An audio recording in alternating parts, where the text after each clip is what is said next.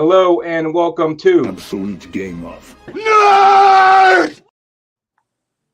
We are your non-geek, non-nerd hosts, JP and Rohan, Salt and Pepper, and we have one of my favorite guests, new guests, I guess, someone I've been watching a long time on YouTube. So I'm happy to have him on today. We have Matt from Patriot Comics, but Rohan, as always, does a better introduction than me. So go ahead and take it, sir. First, I'm going to say, JP, that's probably the best. We were just talking about the intro messing up. That was probably the best intro you've done timing-wise, so good job there. All right. Yeah, so, I mean, JP's been watching Matt for a long time, to be honest. I started watching Matt when JP's like, I want to schedule Matt on, so I've only watched a few of your videos. But, Matt, I got to say, I really enjoyed the recent one where you're like, are all cons turning to crap? That wasn't the title of it, but the gist, because that's something I kind of rail on a lot, is like, what is going on at these cons? But welcome to the show, Matt. How you doing? Thanks for coming on. I'm great. Thank you so much for having me. Really excited to be here. Yeah, absolutely. And, we've been doing these kind of discussion topic kind of formats for the last few weeks, but so you're kind of our first, interviews what we've done most of, but you're the first one we've had in a few weeks. But thanks for coming on. And yes, Brandon, we are actually live tonight. So you could talk to us while we talk to Matt. You could talk to Matt, all that good stuff. But yeah, yeah, Brandon, did you see JP's shirt? He meant to have it for you guys. Wait, now, are we not live? Does it not show us on the YouTube? Should be. Can you not see us? It's live. It says it's live. Okay. All right. So, but Brandon, yeah, check out JP's shirt. But all right, back to Matt. So, Matt, we always kind of start the interview shows with the same question, which is, what is your origin story? So, take us way back to the beginning, whenever the love first occurred. Tell us about that, how it happened, what brought it on. Well, I mean, of course, I guess it's going to go all the way back to being, 6, 7 years old. Me and my dad going to the trading card store, which we talked about earlier. The trading card stores were the huge thing, and there was a bunch of them, and you're always going trying to find cool stuff. And of course, a lot of those were mixed in with comic book shops or just going to the comic book shop, as a kid, or the toy store. Because I'm a big fan of comics, cards, toys, collectibles in general. We'll talk about other stuff I collect probably in a little bit. But yeah, starting off young kid, reading comics off the shelf, reading Spider-Man books and Batman books and, everything, Spawn, stuff like that back in the 90s. And then, and of course, time goes on, you go to college, you start doing other things. And I'm a musician. I went to college for music, for audio engineering. I used to do live sound, work in recording studios. Also am a musician, play guitar and sing. And so I was like touring with a couple bands and doing the music thing. So I do actually, as you see behind me, I collect guitars. I was heavy for a little bit, vintage guitars, things like that. But around 2005, 2006, I jumped back in pretty heavy with comics, collecting, reading. What jump started that? Honestly, it's funny because really nothing in particular. I lived in Jacksonville, Florida at the time, right after college. And I love going to flea markets. And I see this box, and it's funny because I'm so much into horror comic books. I'm a big horror fan in general. And I saw this one table at this flea market, and he's got like 3 or 4 short boxes of all Bronze Age horror books. And I'm just like flipping through Tomb of Dracula's, Werewolf by Nights, all that kind of fun stuff. And I'm like, man, I love this stuff. Why did I, why did I stop collecting? And I know why, but life happened. But I just, something sparked it. And I'm like, man, I bought like, I don't know, 15, 20 books from this guy. And that was back when those books were probably like $1 or $2 a piece, all day long. Everything was cheaper, especially horror stuff. And I just started collecting like horror books. And I'm like, oh, well, maybe I'll start, getting into Batman again and Spider-Man titles and stuff like that. And really, it just went on from there.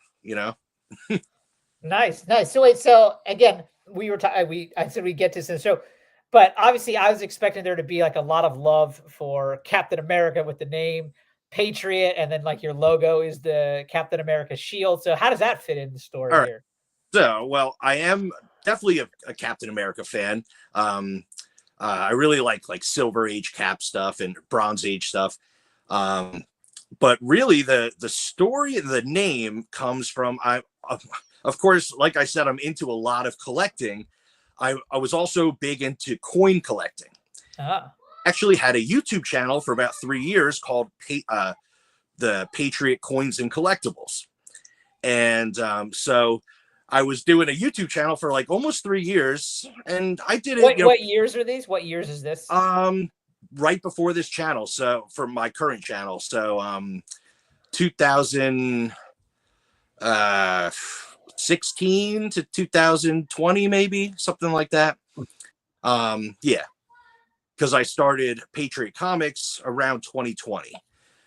So I was doing a coin channel and like other collectibles and stuff like flea market and, thrifting, stuff like that. So the channel was called Patriot Coins just because of the love of American. Yeah, that makes sense. So that's kind of where Patriot comes from. And I thought many times about changing my branding because I almost thought maybe I'm so much into horror and stuff like that. So maybe Creature Comics or something different, but I'm kind of just stuck in my branding, and everyone calls me Patriot. And I didn't serve in the military. I love my country. I'm a patriot, but yeah, it's just a name that's been around. Can we actually spend a couple minutes there on the coin collecting? Just because you're the first person I know we've had on the show that has said they coin collecting. So I'm curious, do you still collect coins? At all? I mean, yes. Mainly like precious metals. It's more of it's collecting, but it's also an investing thing too. Investing in precious metals. So you're buying physical silver, physical gold, coins or bars, or what they call rounds, which is, it looks like a coin, but it's not backed by a government. It's just metals. Silver and gold. Is that hobby alive and well, or is it a dying hobby? It's insane. Ever since, I mean, it got huge during COVID, like everything. Yeah. I was buying silver at like $16 an ounce. Currently it's $30 an ounce. So for me, it's, that's a whole nother topic we could talk about, but that's like one of my investing strategies, physical assets, owning land, owning precious metals, and owning physical assets like vintage collectibles, Yeah. All right. Well, then let's talk about the collecting pie that is Matt. Like, what percentage is guitars, comics, toys? Like, what's the breakdown look like? So I do jump around. I get enthralled in my hobbies, and I go crazy a little bit. So like, I was into coins, so I was collecting coins, like old, copper pennies and coins from around the world. And then I started getting more into precious metals. And then I kind of comics were always like comics and toys and cards were always on the back burner. Like I was consistently collecting that kind of stuff too, but not like I get heavy on one thing, and then but I still, like, I'm at a flea market, so I'm going to buy a couple comics, or I go to the comic book shop and pick up a couple books to read, or, things like that. But yeah, I kind of just jump around. And then I like buy too much of one thing, and I'm like, I get bored quick. a little ADD with things, and whatever. You were saying you're in the New Jersey area. Is that kind of area ripe with like flea markets and antique shops and things like that? Because I know our buddy Mike, he's in the Massachusetts, so similar Northeast, and he's just got them all over the place. Yeah, New England and the tri-state area, Pennsylvania, New York, New Jersey, it's the whole East Coast really is. Well, the Northeast is. I travel a lot for my day job, and I'm traveling around the country, and I always go to like comic book shops and different things around the country. So, and you see like, I don't want, I feel like like our area is just, it's really good. I'm really lucky to live where I live because there's great flea markets, really amazing antique stores, and there's also a million comic book shops and collectible shops. Like there's a plethora of stuff around here, which is pretty awesome. Nice. I gotta ask, what is like some of your big antique or flea market scores? Oh, well, let's see. I mean, nothing like jaw dropping, like toys. One of my most recent biggest scores was like buying a loose Ninja Turtle figure that I didn't even know was super rare. I bought it for $3. It was complete with all its accessories and everything, but it was like, out of the package. I paid $3 for it. And I looked it up when I got home and I realized it's a super rare variant of a Leonardo action figure that is $300. And I'm like, oh, well, that's 300, 3 to 300. That's a nice little flip. Yeah, that's a nice little flip. So, things like that. I do buy a lot of comic book collections lately. In the past, like 3 years, I'm consistently hunting down comic collections. So I've talk to us about that. What's your process for finding and scoring collections? So, I mean, Facebook Marketplace has always been my go-to. And I did pretty well in my area, a couple decent, finds. And like networking with friends locally, other sellers locally, other collectors. I'm real friendly with my LCS. It's called Comic Relief in Toms River, New Jersey. And the owner, his name's Anthony. He's like super cool. If you've seen any of my videos, I like brag about him all the time because he's got such a perfect business model that I wish every comic book shop would model, would elaborate, please. Yes. I mean, basically he takes in all these collections. I mean, if, they're not as extremely frequent, but he'll get these collections in because he has a brick and mortar store. So people come and, he looks up pricing and he does, all his research, but he doesn't like jack those prices. He knows, all right, I bought this collection. I have, 30 cents into this comic book or $1 into this comic book or whatever it was, maybe $10, $20. But he's not jacking up the prices. If he got a great deal, he's giving you a great deal. He throws like keys in his dollar bin just because he thinks it's fun. Like that gets people coming back. Yeah, I mean, exactly. It's a great business strategy. Like great pricing, great customer, service. He's always friendly, talking to you, and yeah, the thing with like dollar bins with none of the books are worth $1. Everything's like $3 to $10 books, but he sells them for $1. And it's cool. It's really nice to have an LCS like that. Nice. Now, one of the questions I had for Matt was, your recent video. I think you one of the recent videos you bought a collection had a couple pretty big finds in there, plus Mark Jewelers that I asked you about. But then your other video that you just had, where you got 2 of those EC Comic 10 centers, the weird fantasies or science fantasy. Oh yes, that one. Sorry, go ahead. Yeah. No, go ahead. Tell me more about that one. That collection was cool. Yeah, I don't know if that's what you're asking, but yeah, it was a strictly golden age pre-code horror with a couple like pre-superhero, like early Silver Age Atlas books, stuff like that. Mostly monster books and pre-code horror. Right up Brandon's alley. There's 2 of those weird science ones or whatever, and you said something about you never keep doubles. You have a box that you sell everything in, but you might keep both of those. So that my question is when you sell something, what's your means of selling it? Are you eBay? Are you Instagram? Are you antique store?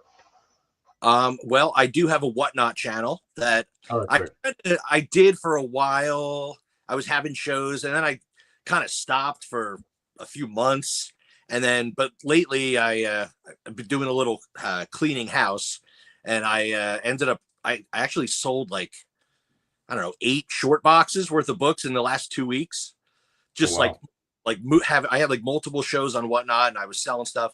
But I also do like local cons, like small shows, 20 to 50 vendor shows at like a Moose Lodge somewhere down the street, something like that. There's a handful of those in my area. So I'm hooked up with one promoter who basically asks me if I want a table every time he has a show. And so I've been doing a lot of like local cons and things like that, collectible flea markets. I will say, like, it seems like I know Mike, and again, the guy Lunch Money who's up in Massachusetts, he goes to a lot of those kind of local cons at like the VFW, or you said like the Moose Lodge. That's something that I don't have access, or if they do up in the Seattle area, I am completely unaware of them. But like, it seems like those are some awesome shows to go and get some great, deals and stuff on. Yeah, absolutely. Honestly, personally, I prefer the intimate small shows. Like the big cons, going to New York Comic Con or LA Comic Con or any of these, C2E2, like these big shows, they're fun. But like, if you're really like hunting for deals and like, well, that's me. I'm definitely a bargain shopper for sure. I'm not going to go jump on something like, unless I really want it, but it's hard for me to like pay full price. So I'm always hunting. Yeah. But these little shows, these guys just bring some, I just got this collection off of, Facebook Marketplace or a storage unit buy or whatever they did. And they just throw the books up, and there's, you can pick and find cool stuff at really great deals. And it's something about these small intimate shows. I really like them. And I was going to ask you, what about you, JP? Do you have that kind of stuff in where you're at, or? I'm in, I'm north of, like near Erie, PA. So when I lived in Pittsburgh, there's definitely a lot of shows like you're talking about, because I just went to a toy show a couple weeks ago at a mall outside of Pittsburgh, and they had comics and toys, and I picked up a Voltron action figure, which I never had as a kid for whatever reason. So like I can go to those, but I got to drive 2 hours for it.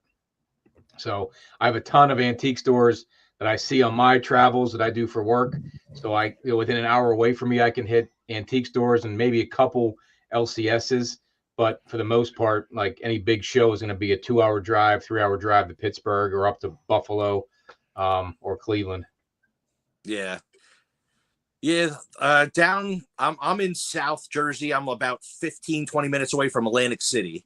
If that's perspective, I'm right on the Jersey Shore. That's gym, tan, laundry, that whole thing. No, not at all. It's so funny because that show is nothing about the South Jersey Shore. We're a bunch of there's like fishermen, and you drive like 20 minutes into the woods, and it's like people driving 4x4s. And well, it's funny you say it, because like I have a brother-in-law that he was in the military. He ended up getting stationed out in New Jersey, and like he's a big hunter and fisher and things like that. And I was like, man, what are you gonna do out there? He's like, are you kidding me? There's so much good hunt. I was like, in New Jersey? He was like, dude, they love it out there. Yeah, it's small town vibes where I'm at. It's cool, but like JP was saying, I feel like a lot of areas, a lot of people have to drive 2-3 hours to get to, a comic book show. Or, I have a lot of people that comment on my videos like, you're so lucky. Like I have to drive, an hour and a half just to the closest comic book shop or even antique shop or whatever it is. And there's a lot of stuff like these local small shows, little cons and stuff. The closest one to me is about 25-30 minutes. There's a couple within an hour or less. So it's I think you got to be somewhat like with your following, and maybe with some of the connections I have with the antique stores, and I have an auction house I go to every week, to set one up yourself, and just have, and you'll find people to bring them out of the woodwork is what I was thinking about doing, is just setting up a show myself. There's a local paper show once a year that has like newspaper, comic books, baseball cards, anything made of paper. And, that's within 20 minutes of the house, but it's once a year. So if I could have something like that, maybe 4 times a year, I'd be happy. 4 or 5 I will times. warn you, if JP has his own little con, be prepared. There's going to be some fights breaking out with him. Yeah. Yeah, right. Yeah, I think that's great. I have 2 guys that I work with, local like comic book collectors and resellers. And we've been talking for a year now about trying to do because in New Jersey, North Jersey, like closer to New York, there's a couple like decent shows, like a little bit larger shows. And then like way south of New Jersey and like out towards Philly, places like that, there's some good larger cons. But like right in my area, I'm kind of stuck in the middle. So I have to like drive like 40 minutes or an hour, to get to one of those or more. So I have two friends that we've been talking about starting our little local con, something small, something fun, cheap tables where, people, don't have to break the bank to get a table to sell. And now, would you do it? Would that just be strictly comics, or would it be toys as well? Well, it's You gotta do the whole gamut, Matt. Toys, coins, comics. I think that makes it more guitars. fun because you can get a lot of people to come out for all that and just like, you don't know where to spend your money at. Like, oh, I need this comic. I think it'd be cool. Like, I think it would be cool just because, like, I would only want to be interested in actually picking up comics, but like, I think it's cool to see and learn about, like, if there was a coin table to like go and check out. Like, I have no idea about anything about that kind of thing. No, absolutely. It's funny you bring that up because we've been talking about that, and I watch a lot of YouTube, and and comments on my videos and things like that, and hearing what other people say, and I get like these mixed reactions of, comic book shows that are strictly comics are the best. Like I hear a lot of people say that, like I'm not going to a con that has a bunch of toys and garbage. Like I want comic books and comic books only. And then there's other. You're talking like Funko Pops. So like you go to a show and they're making fudge. They got Funko Pops. They're selling, all kind of weird shit. But like strictly like all the stuff behind you, if a show has that, I'm game for it. But I get what you're saying. Like just strictly. And I get what people are saying. Like I think we're just a little jaded because like you talk about like when you talk about like the big cons, like you were mentioning New York Comic Con and C2E2, right? We all have those big cons within some close vicinity to us. Junk that you don't want to buy. Yeah, I mean, like I always say like the novelty of going and seeing some things is kind of fun, but yeah, they're kind of more overrun with like the pop culture aspect, and then everything's overpriced. Like I think that's probably where more of the frustration comes with. I imagine if you do it your style, Matt, and there is some diversity to the collectibles there, I think people would still be, because again, it'd be small. You'd actually have, that kind of intimate setting where you'd be talking and actually meeting people. Like I'm sure it would go over just fine. That's my guess. Yeah, no, I agree. I mean, if I'm going to a show, I like to see everything, because I like everything. But the show that I currently sell at, it's like every couple months. It's not super frequent, but it's like every quarter basically. And that's vintage toys, comic books, and non-sports cards. So it's, it's the three, like they all kind of, fit hand in hand. Like I think, Oh yeah. I mean, I watch a lot of Froggy flips too. I'm assuming you watch Froggy. Oh yeah. That's where you got that monster behind you there. That's a hard thing to find. Oh yeah. Yeah. That thing's awesome. Yeah. So I look for that where I go out to various flea markets and yard sales and whatnot to see that. And watching Froggy, I've learned a lot. Watching your channel, I've learned a lot about what to look for on those areas, because stuff just starts going to memory. When you're hunting for things, you can find it easier. And like my wife says she wants to come out and go to some of these shows with me, and she goes, but I don't know what to look for, and I'll be worried you're gonna be mad at me or something if I miss it. So I'm like, relax, just if it looks good, pick it out. Mad balls especially, stuff like that. Wait, what are mad balls? Yeah, so that comment, that's my wife. Yeah, so I definitely influence her with the whole collectible stuff. Does she go out with you and she knows what to look for? I mean, she's been learning a lot lately, and she thinks the mad balls are funny. Mad balls are, I got them buried away. I'd pull one out and show you. They're like the size of a baseball. Yeah, a little baseball. They're squishy and they're like really gross with like boogers and like monsters, and like they're what they call 80s gross out toys. Okay. That everything had to be gross. Garbage Pail Kids, Mad Balls, like these different things. Like for some reason, people loved like disgusting toys. One of the hardest Mad Balls to find is the football one, right? You found one, didn't you? All right, hold on. Yeah, because this one's pretty sweet. It's a monumental day today, Rohan, with the Steelers and Seahawks. You might want to see this football. Yeah, let's keep. This was an incredible find at a like an outdoor collectibles flea market type thing. it was like toys and comics and stuff. And it was the early in the morning, and this guy pulls this out. Oh, I've seen that before. Yeah. And he only wanted $50 for it, which is an insane deal. Wait, like that, like what does that go for? $200. About $250, especially like really clean condition like this one. Yeah, that's in great condition too.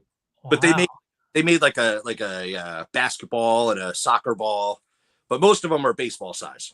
But okay, that's one of my cool holy grails. Yep. That and the monster behind you are the two of the bigger grails of the 80s, besides, any He-Man or G.I. Joe or Star Wars stuff. But those are probably the two biggest. Love the weird stuff. Yep. So then, Matt, I know when you said your kind of coin channel ended around 2020, you kind of switched to the comic thing. What made you want to do YouTube content, switch to comics? Well, basically, I mean, really just kind of, I just wanted to bring out my other hobbies. I felt like I was leaving them on the back burner. I felt like I had to do the coin channel. I had to keep, focusing on that and buying new stuff. And because that's for my YouTube videos, they've always been like, check out these hauls, like haul videos and first person walking through flea markets, stuff like that, going to different stores. So that was always my style of YouTube. So I was doing that with the coins, and to make videos constantly, you have to keep buying and buying. And like, I was monetized on that channel, and I mean, you're not really making that much money, but I would get like a small little deposit from YouTube, and I'd go out and buy some stuff and make videos about it. And so that helped a little bit, but the buying silver and gold constantly is a very expensive hobby. I mean, gold is $2,700 an ounce. Yeah. One gold coin. It's like, I can't really buy that every week, and not to mention make a video on it. Yeah. And so I did a lot of like historical videos and informational videos, and I've always been like into like hands-on stuff, like restoration and things like that. And that's another thing with my comic book channel. I really enjoy doing the comic book pressing and cleaning videos. My actually the video on my channel that has the most views, I think it has like 30,000 views right now, and that's my tutorial for cleaning and pressing. So it's funny because that was my biggest video, and some of the other videos, like I'm showing off these amazing comic books and talking all about them, and they get like 100 views or less or whatever. But so it's do you clean and press just for yourself, or do you do it as a service? I have not done it for anybody else yet. I would, but I kind of just like doing it for my own stuff. I buy a collection, or I buy some books, and I'm like, oh, this one's got some rippling on the cover. I'm like, throw it in the press, clean it up, and it makes it's nice because I can make my personal collection, present better. I'm also, another thing too is I'm a raw collector. I mean, you see a couple graded books behind me. That's my graded book collection. I have like 10 graded books. So if you get a graded book that you want to keep for your PC, are you cracking it? No, probably not. I've done it before, but really, like, if I find a book that I want that's at raw price but it's graded, like it's like I find a good deal. Like I just picked up the Ghost Rider #1, and it was at a raw price, but I might as well just grab, it's a 6.0 white pages. It's not the highest of grades, but it's pretty, not too bad for that book. So like that's the only reason I buy slabbed books. I'm thinking about getting more into grading books. I don't know. What are your feelings? You haven't sent any books in to get graded, then, is what you're saying. You bought them, but you haven't. Yeah, I've never sent my own book in. I bought a couple slab books, but that's it. I think if it's graded is something you want to get into, right now is probably the time to just hold off a little longer, because it just seems like there's this nonstop problems. Like I would say, like, let PSA come out, start grading, see if that competition helps clean up CGC's act, and then get into it. Like right now, it just seems like you're asking for trouble if you're sending in books. Yeah, yeah. My personal thoughts in terms of like, I just look where I can find the best value on the book I'm looking for. If that's raw, I have no issue with it being raw. Now, obviously, if the book is a spendy book, I'd have to really trust who I'm buying it from if it's going to be raw. So it just depends on the situation. But I'd probably say again, I'm not a volume collector. I only have like under 25 books in my collection. I'd say probably 12 of them, 12 to 15 of them are raw, and then the other 10, I think I have 10 slabs maybe. So Wow, that's amazing control. I would feel like that. I have. Yeah, if he had it, if there was a flea market or antique stores around him, I don't know if he'd have the control. I'm sure he still will, but Yeah. that's the difference. Like you and I are always out hunting and looking for that. Whatever I would love though, like for example, like I would love to, if there was like a plethora of flea markets and antique stores that are around me that I knew I could get good deals on, to like then turn around to like help fund the hobby, I would totally be into that. The only antique store that has comics by me is one that's like, they know comics. And so it's like, there's no deals to be had there. Like they know exactly what comes in and things like, and they price it. I mean, oftentimes probably even more so than it should be. So yeah, it's fun to go hunting time to time, but like I would say, I'm not sure about you, Matt, but I don't really have any goals anymore when it comes to collecting and what I want. You know, I just love to go out and look for something, whether it be I see it on your channel, some cool good girl cover or monster book cover, and I'm like, oh, I'm gonna go look for that one now on eBay or wherever it may be, and you know, go that route, and it kind of makes your collection grow well above 25 books. But some of the stuff I don't want to get rid of. So Yeah. Well, personally, just recently, very recently, within the last couple weeks, I've kind of come to the conclusion that I have too many comic books. oh, here we go. My name is Matt, and I'm a comic book addict. I really wanted to focus on what am I, as like part of my collection, not including like books I'm reading or anything, like just the straight personal collection archive of comics. What do I really want in there long term? And so I've kind of narrowed it down. I really love horror, so I'm going to hold on to all my Bronze Age horror, my pre-code horror. Oh, there's my wife commenting about build a couch out of all the boxes. Yeah, probably we could build a really cool fort out of all the boxes as well. But like, I want to focus more. And I saw who was talking about it. Alex, the comic hoarder, just was recently. So 1 book a month.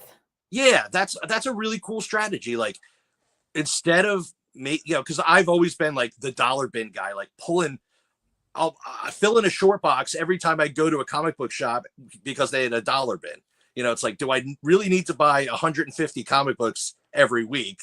That really accumulates, Yeah, it does add up. I think if you are using those to then, if you bought dollar books and you're able to sell them for $5 and you can do a good volume to build somebody, I think that's a separate thing.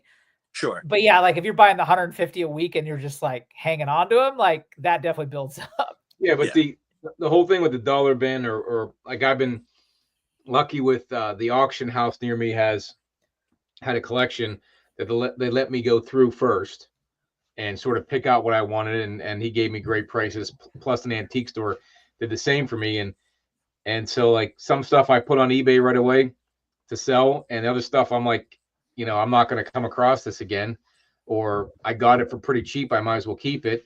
And other stuff you think will sell quickly on eBay or wherever doesn't. Like your whatnot sales, sounds like you get rid of a lot of stuff on that whatnot sale.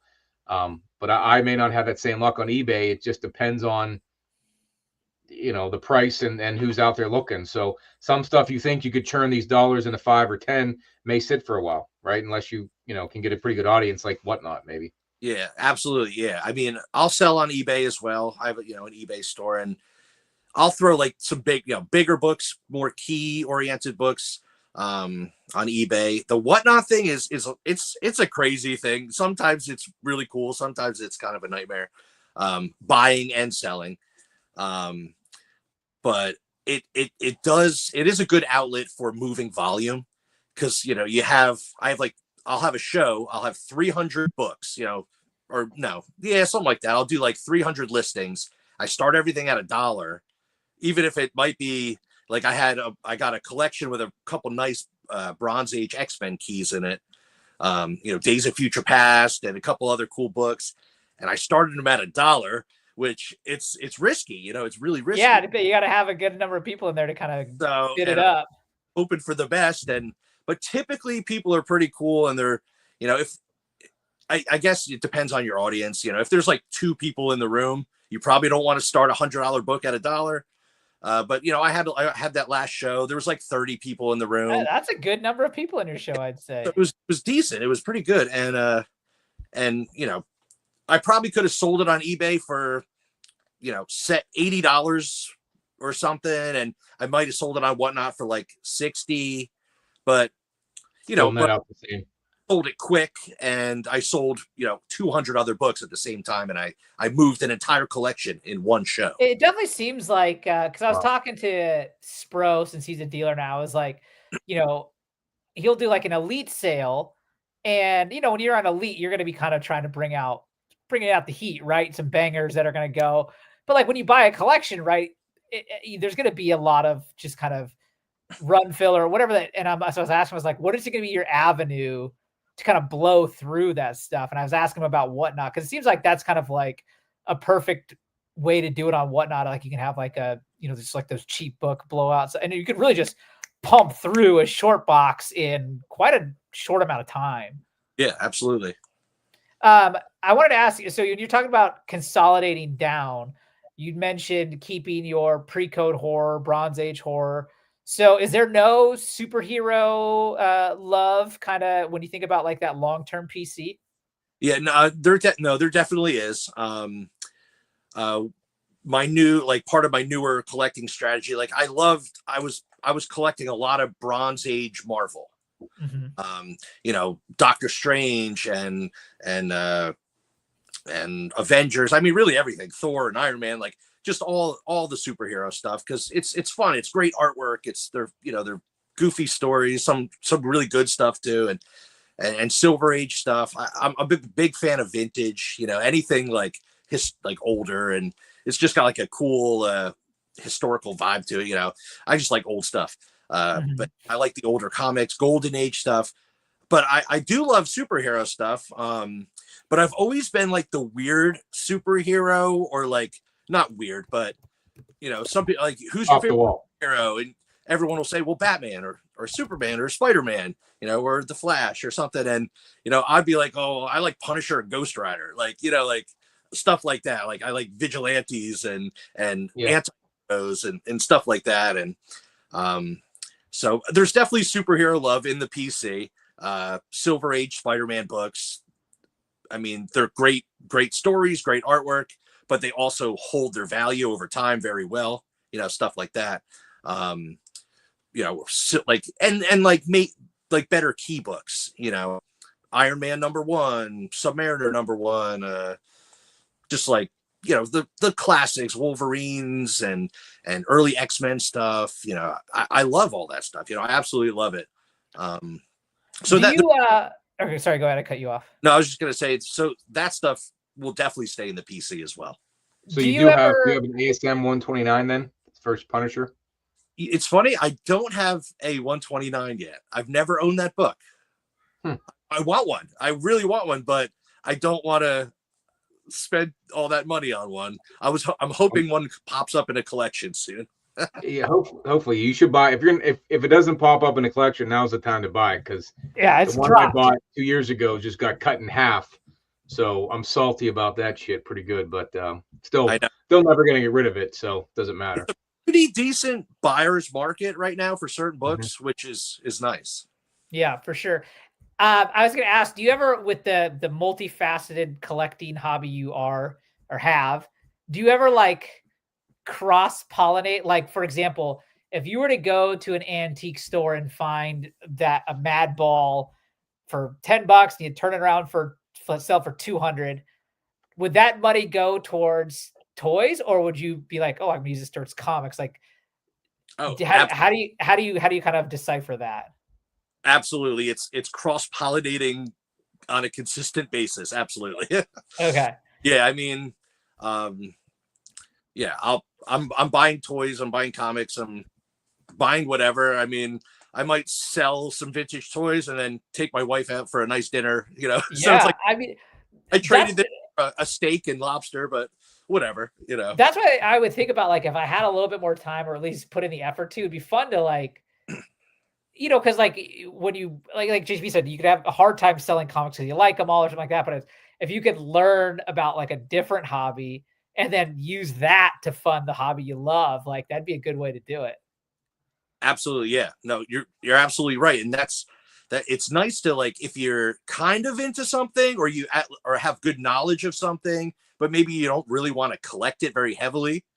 Like you said, you can buy some really cool vintage toys or coins or something, and then do a little flipping, and then just use it all to buy awesome comics for your collection. You know, that'd be fun. Yeah, I mean that's what I've been doing with the auction that I have locally. You know, you go in there and it's like 15 or 20 tables in one room, and then you got another room with more higher end things, we'll call it, like furniture and whatnot. But I bought a box of Trapper Keeper folders from the 80s or 90s. Those are collector's items now? Yeah. Just like the folder you put in the Trapper Keeper. They still had the 99-cent tag on them. I sell them for like $4 for $25. I paid $3 for the whole stack of 80. What? Yeah. Yeah, like like Trapper Keeper brand Trapper Keepers are like $60 on eBay. Dude, it's great. It's funny, like all that stuff from like the late 80s, early 90s, I guess is just gold.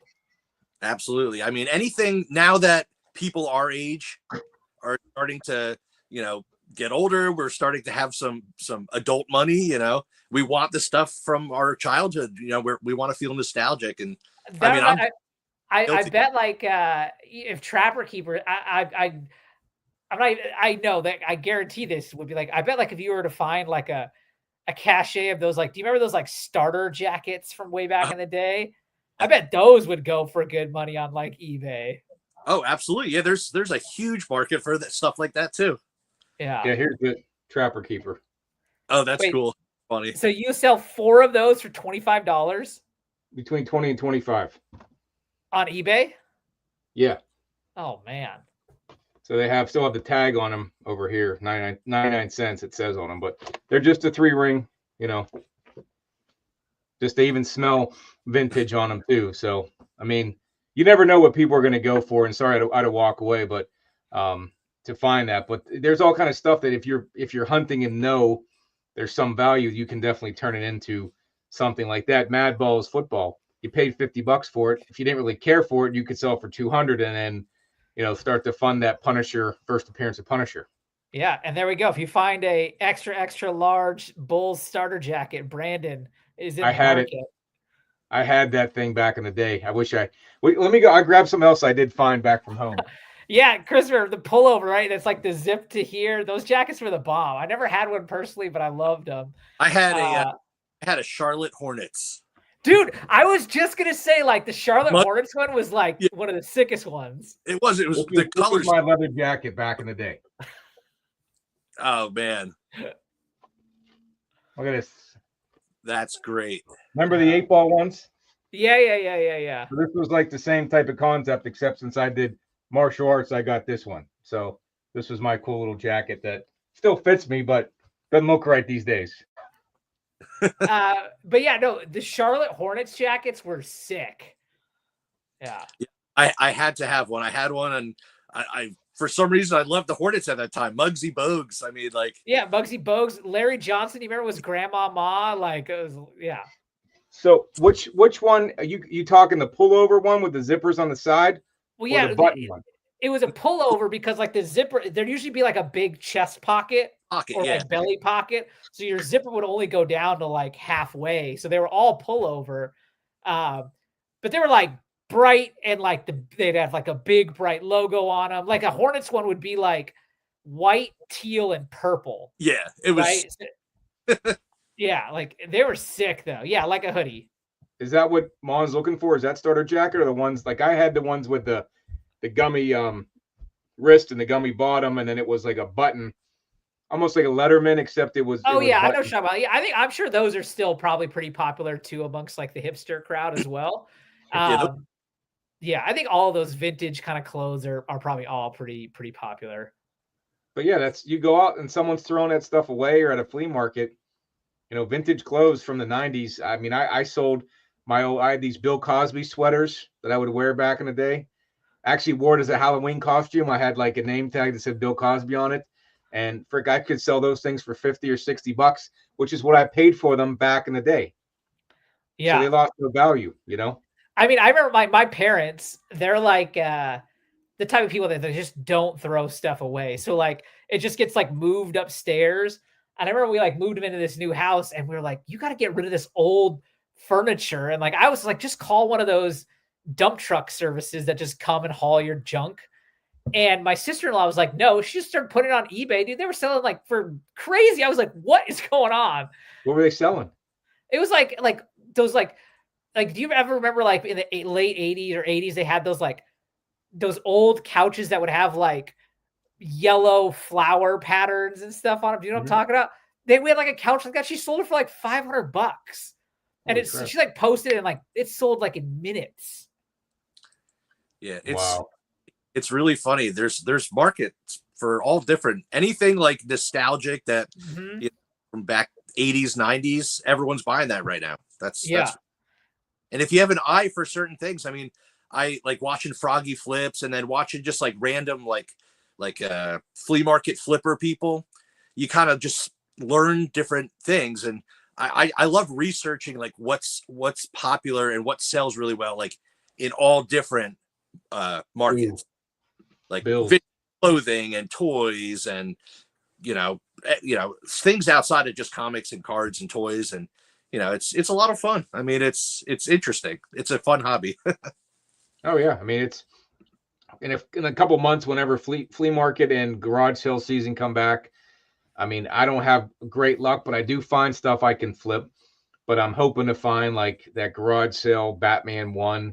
That's like what we're hoping for, that type of a grail. But enough to fund the hobby or find things you can get rid of. And I don't keep much of it because that's not what I'm into. But like you said, if you can fund the hobby or the things you do like by doing the hunting.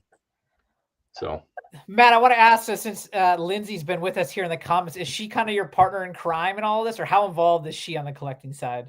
Well, no, she hasn't kicked me out of the house yet. So that's no, she never gives me grief about it. She's always very supportive in my hobbies, and she's awesome. So she actually does collect a little bit. Her thing, she has a little niche. VHS tapes. We enjoy different horror and classic movies. But Lindsay, she actually collects SpongeBob, vintage SpongeBob. Oh, someone made a joke earlier about your 5% SpongeBob. So that was, maybe that was her that actually said that. Yeah. She's got a pretty insane collection of all vintage, like ephemera and memorabilia, like crazy stuff. I don't even know. It's hard to believe that SpongeBob is probably over 25 years old, or at least 25 years old. Saying vintage SpongeBob sounds weird.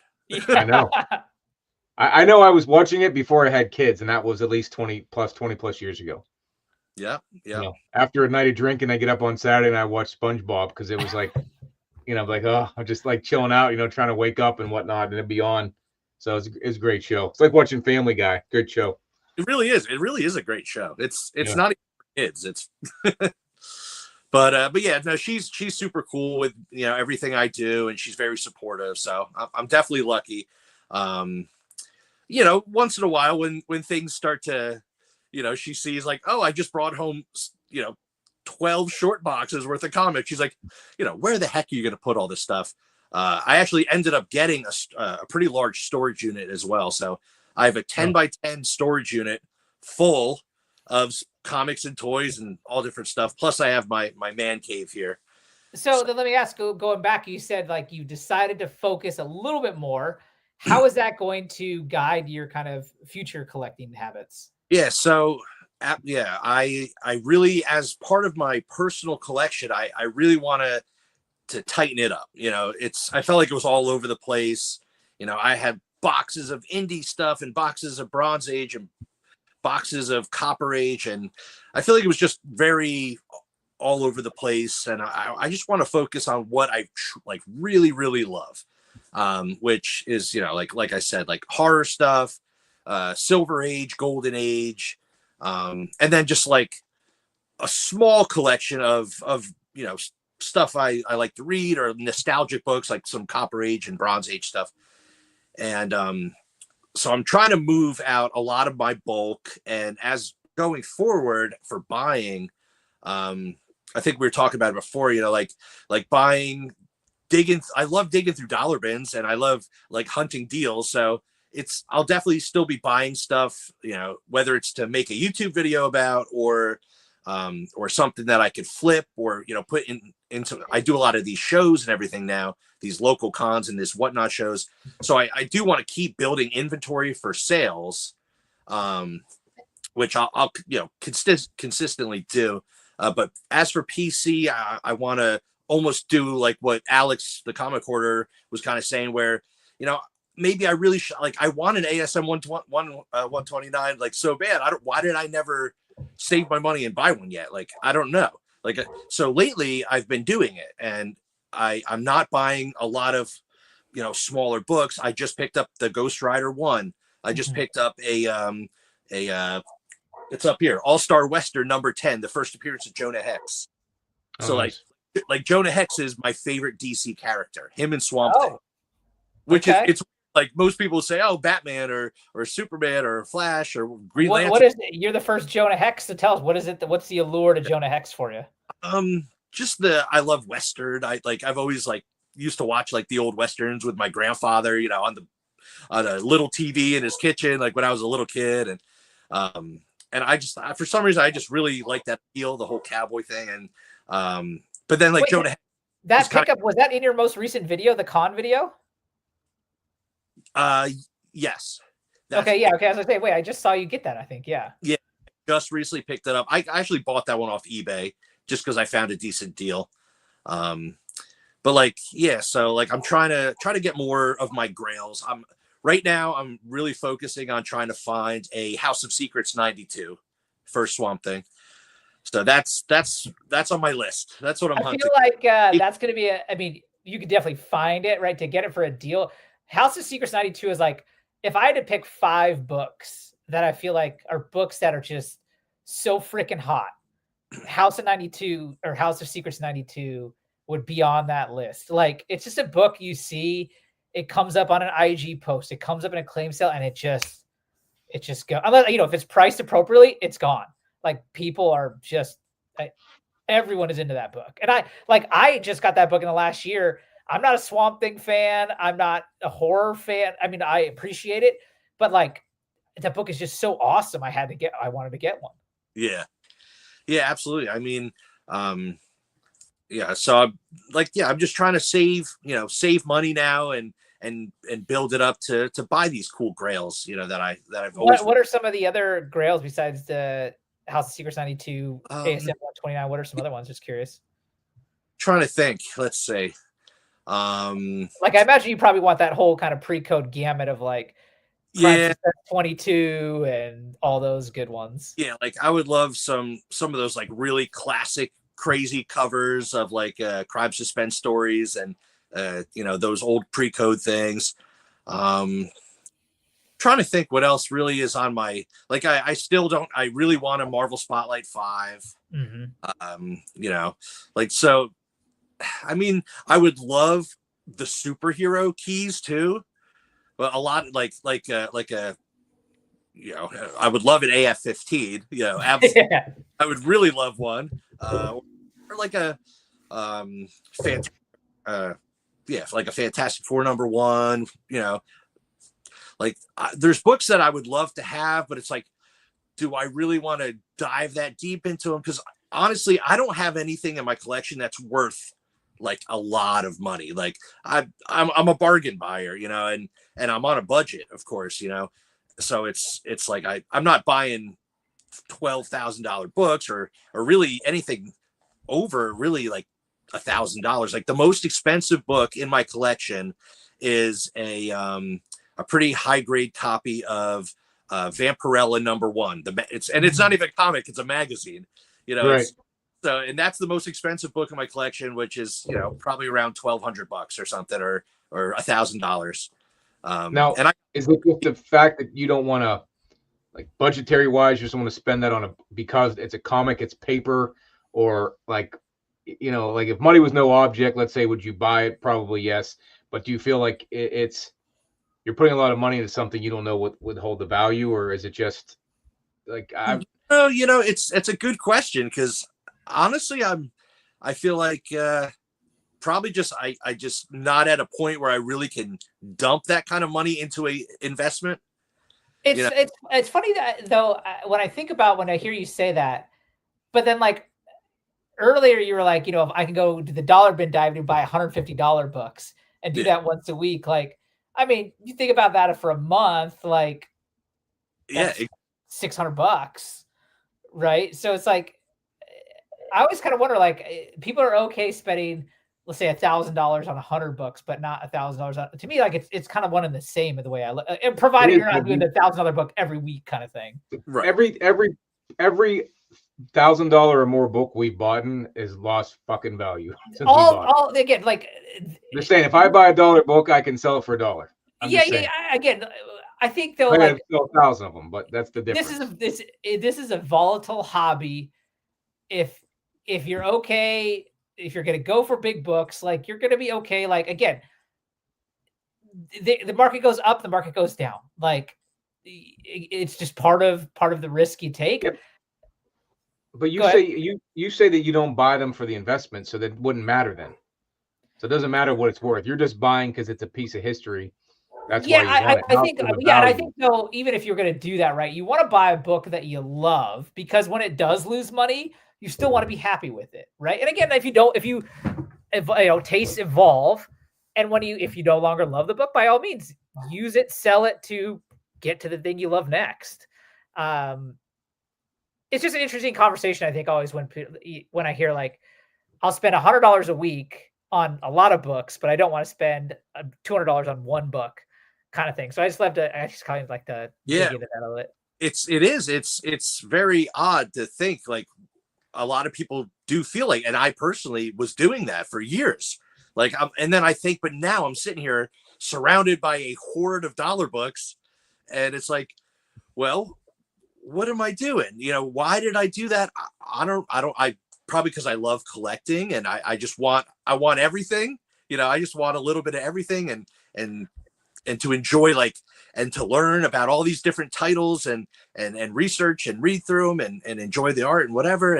But now as time goes on, now I'm like, well, I've seen a lot of books. I've held so many different titles in my hand and read them and looked at them and smelled them. And, it's like, I feel like so many books have passed through my hands. So now I'm almost at a point where I'm not FOMOing, I guess, for new books. Like now it's like, all right, well, sit back, relax, and focus on what you really want. And maybe I shouldn't buy, $100 books a week. Maybe I'll save $100 a week, and in a month or two, I could buy a pretty epic grail, you could buy a Marvel Spotlight 5, like 4.0, for example, with a month's worth of savings, essentially. Sure. Absolutely. I mean, but again, it teach their own. I don't want to tell anyone how to collect, but it's always an interesting conversation, I find. Yeah, I've changed a lot since I started in it, and I have different opinions now than I did 2 years ago and when I was a kid. So, what's up, Ryan? So, I mean, I'm like you. I love the hunt of it. Yeah, that's the fun part about it. The hunt and the research is often the most fun part about it. Absolutely. Yeah, I mean, once you get that grill, I'm like, it's like, I don't know if you work job wise. If you're in, I used to be in sales. When you make a sale, like that's a good feeling. But like, move on to the next one, move on to the next one. Like, just keep going. You don't really sit down and savor the flavor. Like, I get it. You get a big grill, and I'm like, oh, cool. What's the next one? What's the next one? And then it just keeps definitely going. for sure. I was just gonna say with Colossus showing up here, when you said or a few minutes ago, Matt, I just kind of want a lot of everything. It reminded me of when we had Colossus on here, and we were like, "What is your dream PC, Colossus?" And he said, "Every Marvel key." Yeah, Yeah, it is a dream. I feel like that's a lot of us, isn't it? I mean, yeah, like I would love to just hunt forever and just keep buying cool books over and over again. Like, but I think the biggest part of it is the finding that, you found like the monster football for $50. Like, those things are the ones you remember. You can go on eBay and buy it for $250 and own it if you want it.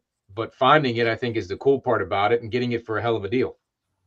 absolutely, yeah. See, that's probably another reason why I don't have a House of Secrets 92 or an ASM 129 or a Marvel Spotlight 5, three of my big grails that I personally want for my collection, is because I didn't find them you want a story attached to it. Yeah, I did that All-Star Western 10. I bought that off eBay, so I kind of cheated on that one, but also I was scouring eBay for months looking for one, and I finally found one in at a low price, and I'm like, oh wow, this is like $200 less than everybody's been listing it, and I'm like, okay, I'm gonna jump on it, so I felt like it was a hunt and a deal still, even though it was eBay.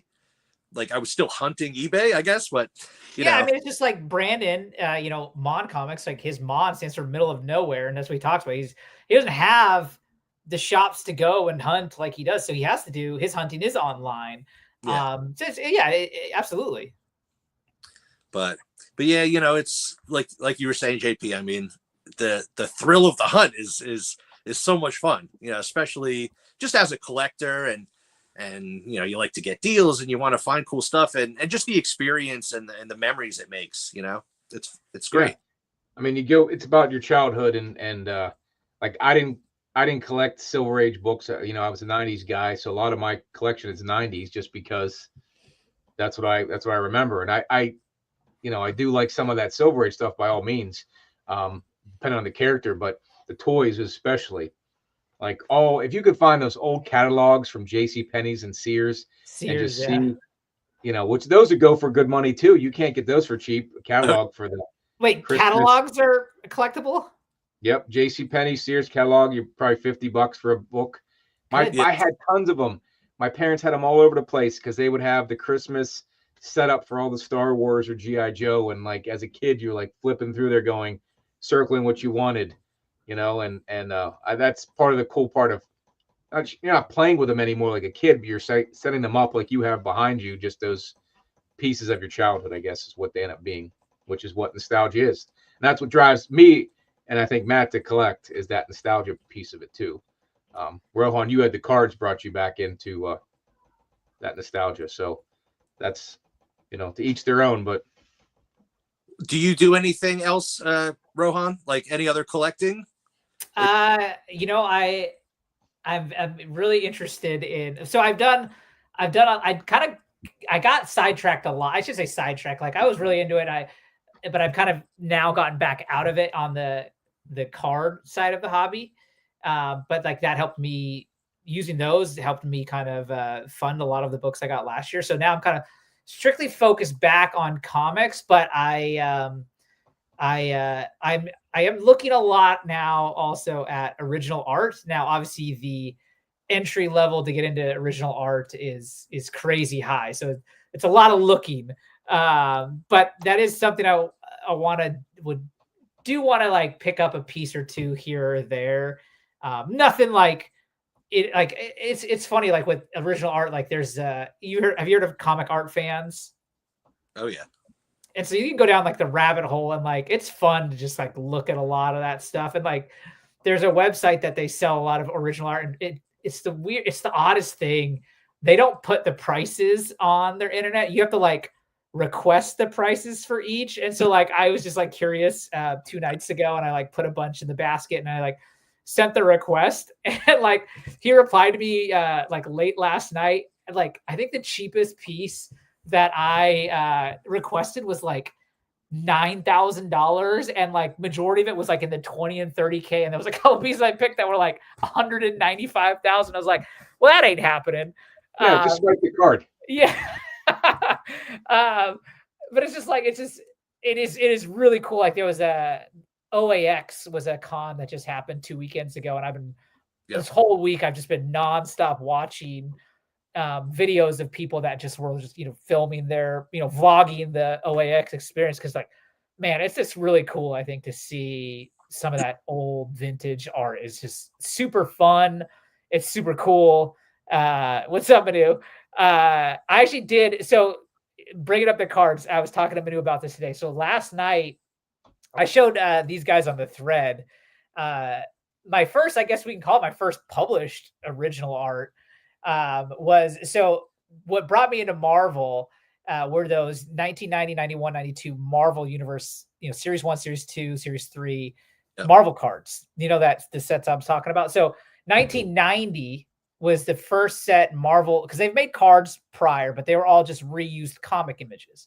So 1990 was the first set that they ever actually had their artists on their roster draw art for the cards. Yeah. And so what they would do is they would draw on like a paper, then they would get inked, and then they would make a copy of that and then send them to Paul Mounts, and Paul Mounts would color them. And then that colored finished piece would be used to print the card from. So in 1990, there is a card that is Wolverine versus Sabretooth. And the actual finished color piece I found, or Soberface, who's on here, found it and showed me the link. And I picked it up last night. And I can't wait to get it in hand. Like those cards are like, when it comes to nostalgia, those cards are the most nostalgic for me. So to get original art involved with that, I think is really cool. That's amazing. Yeah, I think that's awesome. How big is the piece of art? Yeah, so it's Like 6 inches by like 4 inches. Like it's not big at all. Like the card is this big. The art is like this big. Okay, I wasn't sure. Yeah, I wasn't sure if it was like a 8.5, 11, or yeah, they do have like if you get like Marvel Masterpieces original art, like they are big pieces. Those Series 1, Series 2, and Series 3, when you find like the pencil and ink always, like those will actually have like 4 cards on one piece of paper. So those weren't big. But still I think is super, super cool. That's amazing, man. Congrats. Yeah, thanks. So that is, if I was to expand, that would be the area I want to expand in. How much I can go, how deep I can go, obviously is very limited, obviously, again, because again, the budget, like we all talked about, it's a finite budget. Now, would you be allowed to display those OA in the house, throughout the house? No, I wouldn't put them up throughout the house. In my own little corner, where I have like my little office set up, I put up some stuff. But yeah, no, no. It's original art. You could say it's art. It's Wolverine and Sabretooth, babe. It's awesome. Yeah, gotta put it up there. Yeah. Really. Matt, your wife would say be okay. My wife probably wouldn't, but I know what Rohan's saying. Yeah, I have to keep mine behind the, in the back room. It doesn't go out into the house, but that's cool though. Original art is like a whole other animal. Oh my gosh. Yeah. It's every part of this hobby is some facet you can go down. Yeah. Like I was at that toy show and I don't know what I'm looking at. I know the toys, but I don't know what I'm looking at. OA, I would be like, is this the piece you want? Is is it gonna hold the value? Like I don't know how to determine that. So that's something. Yeah, and the thing is, it's like with OA too, like value is kind of, it's really hard to like gauge, because essentially every piece is one of one, right? Yeah. And if you own it, you essentially set the price for it. Now, obviously, you could do some comparisons of like this artist with this kind of page sells in this range, but otherwise, I mean, that's one of the things with original art that's kind of crazy is like if you want a certain piece, you're kind of beholden to who has it and at the mercy of their willingness to let it go for whatever cost that is. It reminds me of what I've heard someone say recently, where something is so rare that it's worthless, or like it's so, how do you put a price to it? Yeah, exactly. But it's like, okay, well, I don't really want to sell this original art, so it's worth I would sell it for 80,000 or something. Yeah. 100. Well, yeah. Like, it's like Rohan, you at the show at Terrificon, we you got all those drawings in your book. That book's worth something to you. You've paid good money for those pieces, but that's one of one. Every one of those is one of one. Yeah, and I honestly probably wouldn't even be able to, resell it for anything close to anything, right? Like, because again, that's like, that I guess the rare, value there is to me sentimentally, right, because that's kind of my experience record book kind of thing. So yeah, it's invaluable to me, but to someone else, it's just a random book of sketches. right. And that's the thing, that like that's one of one. That's all about original art. So I think that part's cool.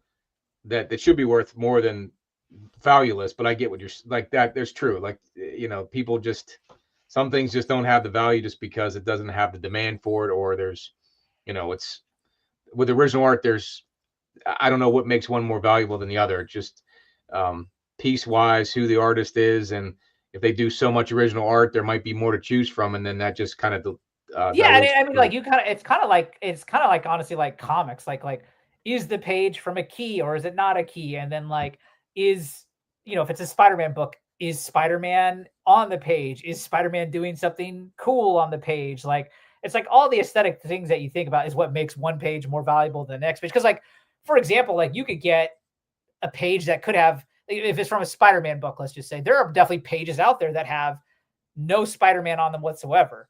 It could be a page of Aunt May talking to whoever, and that would go for significantly less than the page of Aunt May and Spider-Man on the panels. So, yeah, I mean, it's cool to, if you haven't checked out any of the OAX videos, like I'd recommend, I like the ones by, there's a channel, the Comics Den.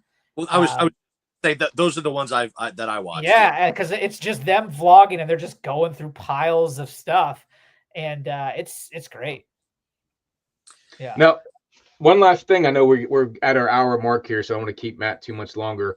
But you're East Coast. We went to Terrificon last year. We had a blast. Is that a show that you go to, or what are your plans this year, show wise? I would love to go. I know, like all you guys, Mike and Brandon, and you had the whole crew there. That was super cool. I would love to go to that to Terrificon. It's, I don't know, maybe 4 hours, 5 hours for me, driving wise, to drive. So I would love to do it. Maybe I can make it this the next time, but well, this year we're doing Heroes Con, so the crew's going to Heroes Con if you want to join in North Carolina. Nice, that's awesome. Yeah, that's cool too. There's a lot of cool cons that I would love to visit.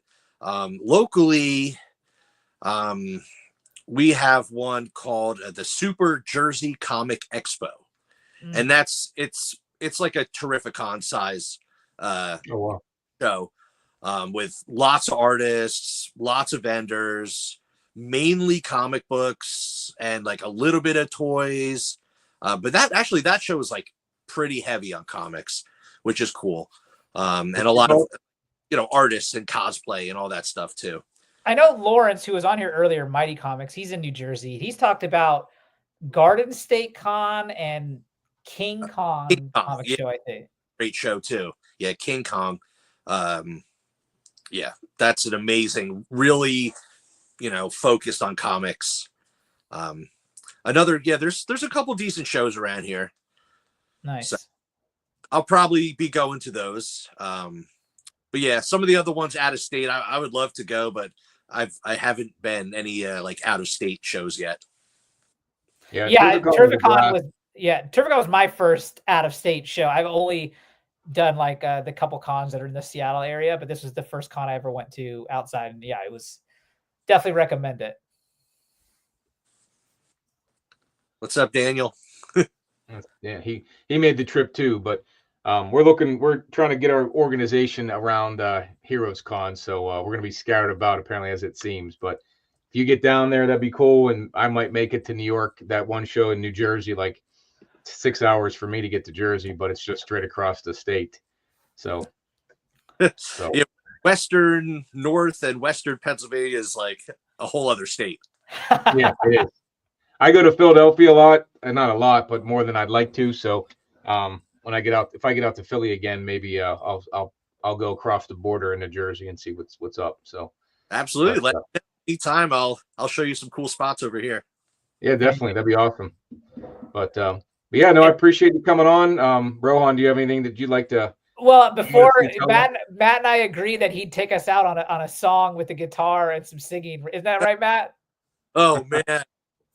I'm just kidding. I'll do it.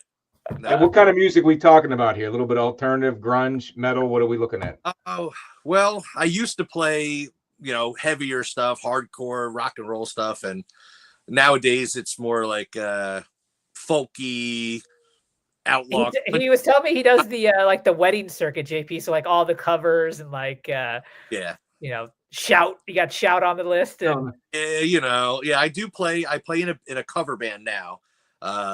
We do like weddings and bars, and like we actually do like nightclubs and stuff too. We're all like punk rockers but we play.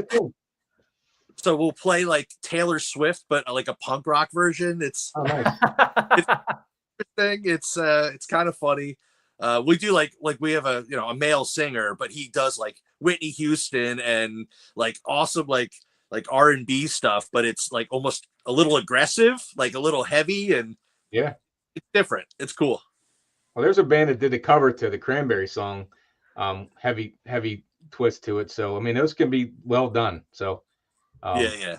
And that's the thing too. If you do a show in Jersey, you got the entertainment. You can play, the band can play, and people can buy comics. That'd be a great show. So I'd definitely be up for that. You can use the money you get paid to play at the show to then go and fund your comic. Buy that ASM 129. Yeah, sounds good to me. Yeah. So awesome. Well, Matt, this has been a lot of fun. Thanks for coming on and chatting with us and sharing your story. Yeah. Well, thank you guys. This was a lot of fun, and it was a pleasure to be here. Yeah, and if you want to just shout out, where people can find you, that kind of thing, we can then call it from there. Cool. Yeah, I mean, definitely, follow me here on YouTube. I post videos basically weekly. It's kind of getting into the gist. I used to do like twice a week, and now it's more like once a week. I'm over on Instagram, definitely follow me there. I just really on Instagram, I'm just posting pictures and telling about different events that I'm doing. If you want to buy some comics, I'm always slinging deals on Whatnot. And if you're, local to Southern and Central New Jersey, I do local shows here as well. And so, yeah, all the socials, all the whatever, I'm around. Right on. And then for those that are on next week, we're going to have Lawrence from Mighty Comics and Collectibles on, and we're going to talk about enjoying the hobby long term. So stay tuned for that. But otherwise, thanks for joining us tonight. JP, you want to take us out? Yeah, remember, always believe in yourself. Peace out, everybody. See you on the next show.